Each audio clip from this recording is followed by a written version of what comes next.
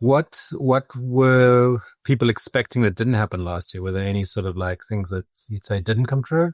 Yeah, I think there was a lot of expectation there was going to be like a lot of job attrition, and I think that I don't think that that is actually coming true. We're pretty impressive. We do multiple things, wear multiple hats, respond to emergencies, understand. We do a lot really well. And the AIs are still kind of kind of struggling on very simple things. Like I saw one recently that it was given a crossword puzzle and it was asked to try to go through and determine what, where the words were in the and it got completely wrong. It picked out words that weren't actually even words, that it wasn't even aligning in the characters themselves. So I think there's a lot that we do that it's not easy. We got to give ourselves some credit.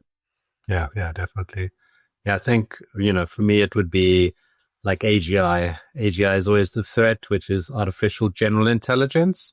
And, where computers become human level intelligence and all that. And I think, it probably did come true based on the definitions we put in the 70s or whatever with the Turing test, where the Turing test was initially put out there was if a computer can fool a human into thinking it's a human, then that means it's passed the Turing test and like we've achieved AGI.